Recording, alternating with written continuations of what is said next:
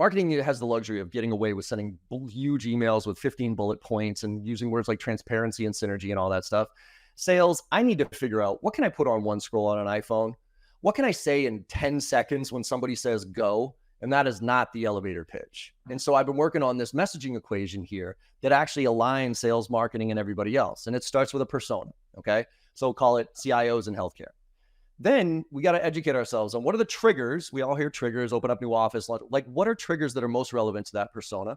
And also, what are their priorities and challenges today? Not in general, but today. And what we used to do as part of the training, and I still give this, we do this report every single year of the top priorities of the top executives in the top industries, right? So this is like, if you look at this, right, hardware, SaaS, retail, manufacturing, CEO priority 1, 2, 3, CFO priority 1, 2, 3. And we do it every year to show the progression of those priorities. Because the problem is a lot of companies have their, hey, Sally, she's a CMO and she likes to be creative. And that sucker just sits there in our database for the next 5 years and never gets updated. We got to figure out what Sally cares about today, right? So that's why we give this resource. But guess what? This is where ChatGPT or any type of these tools can come in. I'm not ChatGPT because it's 2021 and before, but I use a tool like Perplexity. And you do a simple like, hey, what are the top priorities of VPs of sales in the SaaS industry right now? Give some pretty cool ones. And then I say, hey, and the reason I like the tool I use is Perplexity. It gives you additional questions to ask. So it's like, oh, click. What are some of the challenges they face, right? And give me some pretty good intel. So now I'm learning along the way.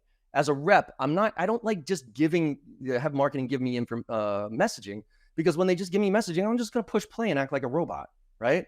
But if I'm learning along the way, well, now I can have some context. So if, holy crap, I actually get one of these VPs of sales on the phone, I might be able to have a decent conversation with them, right? So this is, again, simple, practical application type things.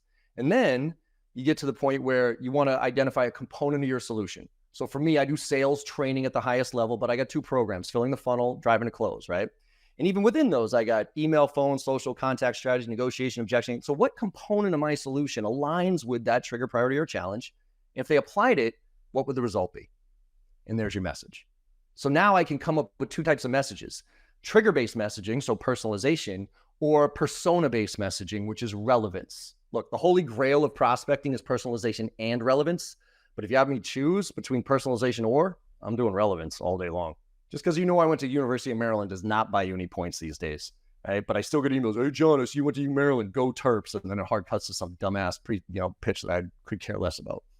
So take a look at these messages. VPs of sales, persona, who are going through trigger, merger and acquisition, leverage our component of my solution, negotiation scorecard, 2 aligned, That can actually become my merger and acquisition template.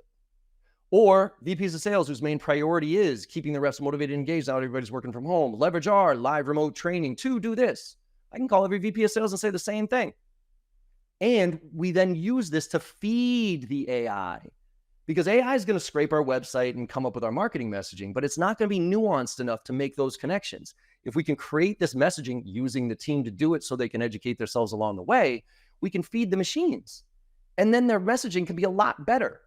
So for instance, simple prompt here: act as a sales professional with JB Sales Training. Use the AIDA framework. I use the AIDA framework. And that's the cool thing about all these tools. They all know the frameworks. Paste that message in there. Start your email off with a question. It's not terrible. And you see, if you can tweak these prompts well enough, you train them well enough, then you just get that prompt, and then it's just a plug and play. So we're getting business acumen because we're learning about this stuff. We're learning about the technology and we're using it, but we're not using it to replace ourselves. And that's just one example. Another quick one, because I know I'm coming up on time here, is we use a lot of Gong data in our training to kind of validate what things are happening. And one of the things, right? So we talk about meeting prep. Well, Gong talks about how the best sales reps kind of frame their conversations around 3 to 4 problem-oriented topics. Well, hey, remember those priorities? Hey, VP of sales, what are their main priorities? Prompt number 2, what are the 3 problem-oriented topics I should frame my conversation around when I meet with the VP of sales? And again, this isn't something I'm just going to cut and paste. I'm going to use this to learn. Like, actually, those are pretty solid, right? Or, I don't know if I like those. Let me see a couple of other ones, right? Then they come up with 11 to 14 questions within those 3 to 4, right? So prompt, hey, problem-oriented topics above, what are 3 impact questions? I can ask under this topic to help uncover the real impact of the problem. Cool. Those are some decent questions, right? And again, not because I'm just going to ask those questions. I'm going to use this to learn. I'm going to use this to be curious so that when I'm in front of the client, I can be that much more curious. So by putting this stuff together and taking a scientific approach and putting some structure around leveraging both the business acumen of the senior reps, the technical acumen of the junior reps, and some of these tools out there, we can become the Iron Man or the Iron Woman of sales. And this is the vision I want you to leave with. This is what we have to be. I know we said age the Agile sales org, but I think we're in the Iron Age, Iron Man, Iron Woman age of sales. Because think about Tony Stark, right? As a human being, he has it all. He's rich, he's good looking, he's super smart, jerk, right? Whatever. Anyways, but for him to go out and fight all these aliens, right? He'd get smoked as a human being. So what does he have to do? He has to create the suit. Well, if you remember the first Iron Man when he created the big clunky suit, right? Yeah, it kind of beat people up and he got out of the, wherever he was and he killed it. But then it exploded and it just didn't work. So Iron Man really didn't become Iron Man until he implemented Jarvis.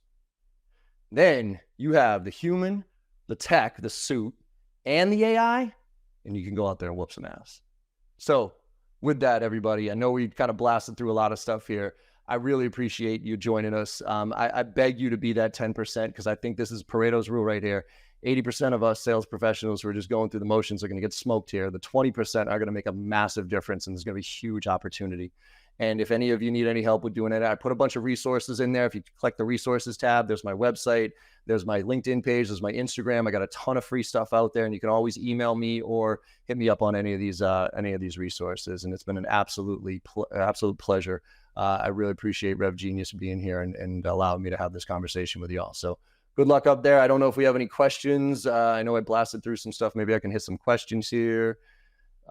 Let's do this. Oh, sorry. I'll leave that up. By the way, if you want to take that screenshot, very aligned and would like to share the recording with a few clients. Yep, got it. No problem on that. Cool. Yeah, any questions that we got or anything that we need to go over before we get out of here? I didn't follow the chat as much because I was blasting through this stuff. So like I said, if you want to take a screenshot, that's the one to take a screenshot of, right? But Pragya, you want to finish us up with anything? Thank you so much, John. That was amazing. The chat was literally on fire throughout. Was it? All right, good. Absolutely. Thank you so much. And if anyone of you have questions, we have 2 minutes, but we're going to okay, so everybody loves the question, loves the presentation. But if you have any questions, you can drop it in the chat or send it to us, and we will get John to answer them and add them to the recordings that we send you after the event. Once again, thank you so much, John. That was amazing. Your energy is infectious. Yeah, well, you gotta stay. Look, you gotta just keep pushing right now, right? I mean, there's no choice. But I actually, you know what? I'll leave one last point here, which is if you ever seen the movie Hidden Figures. Right? If you ever seen the movie Hidden Figures, right? It's where we went to the moon and there was those women that were called the computers, and they were all the way in the back and they were doing hand calculations, right? And the head of the computers, she walked by the main office and there was the big IBM mainframe that got installed. And she had 2 choices there. She goes, uh-oh, that's here to replace us, right? So her first choice was to go back to her team and say, hey, we got to get better at this. We got to be smarter and better at math because we got to beat that thing, right? Or option 2, she picked up the manual. And she started learning how to turn it on, how to maintenance it, how to use it. And then she went and taught her team how to turn it on, how to maintenance it, how to use it. And then when the IBM technicians came in and turned that sucker on, they didn't even know how to use it. So these women went from being 100% replaceable to indispensable. And that's what we need to do as sales professionals. We need to pick up the manual. People ask me like, John, what's the best way to get, going on ChatGPT? That's a great question to ask ChatGPT. Go in there and be like, I'm a 47-year-old man. I live in Boston, Massachusetts. I'm the CEO of a sales training organization. I'm trying to figure out how to use ChatGPT. Tell me what to do. And that sucker will map it out for you. And then just go down those rabbit holes. So get in the game, pick up the manual, and let's have some fun while we're doing it along the way. Thank you so much, everybody. On to the next session. I'm going to end this one right now, and you will see the link for the next session. Bye. Thank you. Later.